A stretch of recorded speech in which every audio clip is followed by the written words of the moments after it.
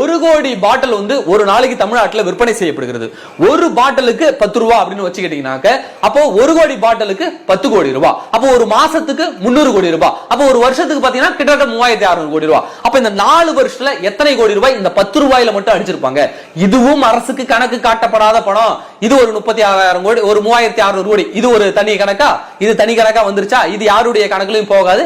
இது செந்தில் பாலாஜி அவருடைய கணக்குல போயிடும். அது மட்டும் இல்லாமல் வருஷத்துக்கு 50,000 கோடி இவங்க தனியா சரக்கு விக்கிறாங்களே டாஸ்மாக்லயே, இவங்க தனியா கொள்முதல் பண்ணி விக்கிறாங்கல்ல, அதுல ஒரு 50,000 கோடி. இந்த 4 வருஷத்துக்கு 50,000 போட்டீங்கன்னாக்கா கிட்டத்தட்ட 2 லட்சம் கோடி.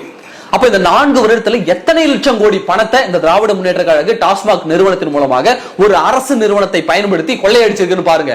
அது மட்டும் இல்லாம ஒரு 48 பாட்டில் இருக்கக்கூடிய குவார்டர் பாட்டில் இருக்கக்கூடிய ஒரு கேஸுக்கு அந்த தனியார் நிறுவனம் இவங்க வாங்குறாங்கல்ல, திமுக அரசுக்கு சொந்தமான சாராய ஆலை கிட்ட இருந்து வாங்குறாங்கல்ல, ஜெகத் ரட்சகன், அந்த பி வாசுதேவன் இவங்க கிட்ட இருந்து வாங்குறாங்கல்ல, திமுகவுக்கு சொந்தமான சாராய ஆலையில இருந்து அங்க இருந்து வாங்கக்கூடிய ஒரு 48 குவார்டர் பாட்டில் இருக்கக்கூடிய ஒரு கேஸுக்கு 75 ரூபாயில இருந்து 100 ரூபாய் வரைக்கும் தனியா கமிஷன் கொடுக்குறாங்க. எப்படி இவங்க தனியா 50,000 பாட்டில் விக்கிறது இல்லாம, இவங்க தனியா 10 ரூபாய் வசூலிக்கிறது இல்லாம, அந்த மதுபான ஆலையிட்ட முன்னுரிமை கொடுத்து அவங்க கிட்ட கிட்டத்தட்ட 60% மதுபானங்களை கொள்முதல் செய்வதால அந்த மதுபான நிறுவனங்கள் கொடுக்கக்கூடிய கமிஷன் மட்டும் பாத்தீங்கன்னாக்க ஒரு கேஸுக்கு பாத்தீங்கன்னாக்க ஒரு 75 ரூபாயில இருந்து 100 ரூபாய் வரைக்கும். அப்போ அந்த SNJ நிறுவனம் இருக்குல்ல, அது மட்டும் 10 லட்சம் கேஸ் விற்பனை பண்ணுது நம்ம டாஸ்மாக் நிறுவனத்துக்கு.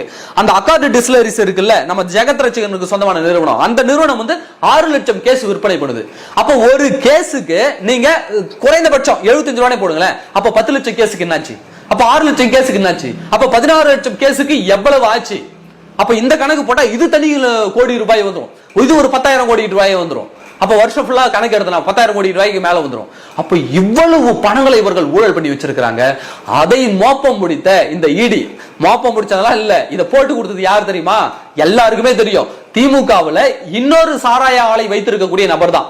ஏன்னா திமுகவுக்கு சொந்தமான அந்த சாராய ஆலை அதிபர்கிட்ட அவங்களுடைய நிறுவனத்துக்கிட்ட இவங்க முன்னுரிமை கொடுத்து வாங்காததால அவரு காண்டுல தான் இது இடிக்கு போட்டு கொடுத்து இடி இன்னைக்கு ரைடு விட்டு இவ்வளவு பெரிய